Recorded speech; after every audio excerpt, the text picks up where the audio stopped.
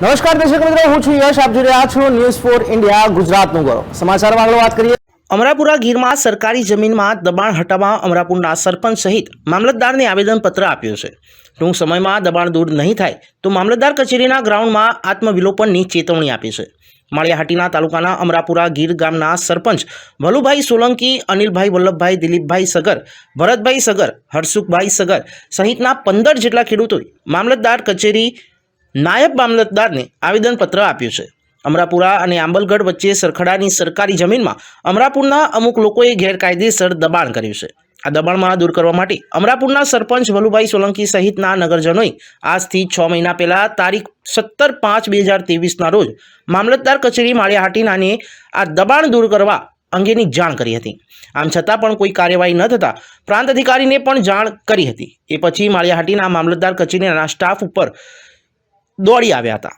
આમ 6 માસ સુધી દબાણ દૂર કરવાની જે કોઈ જ કાર્યવાહી થઈ નથી, જેથી આજે અમરાપુરના સરપંચ ભૈલુભાઈ સોલંકી સહિત 10 જેટલા ખેડૂતો મામલતદાર કચેરીએ રૂબરૂ નાયબ મામલતદારને આવેદનપત્ર આપ્યું છે.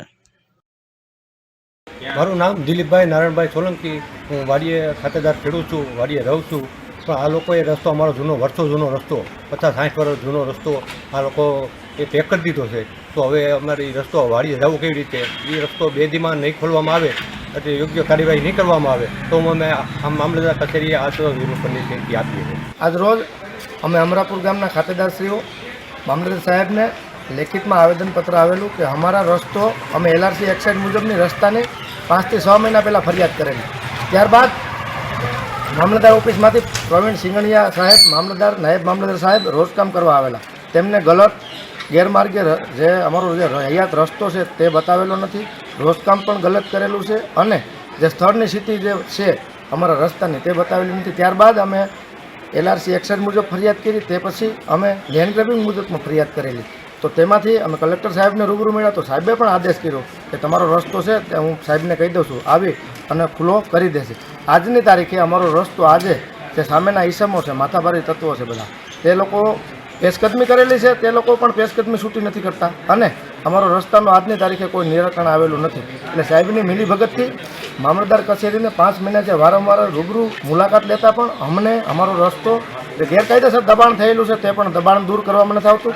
અને હમણાં અમારા પરિવાર સાથે અમે જ્યાં અમારા જે દિલસુખભાઈ નારાયણભાઈ જે ખાતેદાર ખેડૂત છે તે તેમના પરિવાર સાથે માલધોર સાથે ત્યાં વાડીએ રહે છે. અત્યારે એનો રસ્તો સંપૂર્ણ બંધ કરી દીધેલો છે. પોલીસની રૂબરૂમાં પોલીસ પણ આવેલી, ત્યાં તકરાર ન થાય તે માટેથી, અને પોલીસે પણ કાયદેસરની કાર્યવાહી હાથ ધરી છે. પણ આજની તારીખ સુધી મામલતદાર કચેરીએ કોઈ પણ એક્શન લેવામાં આવેલું નથી.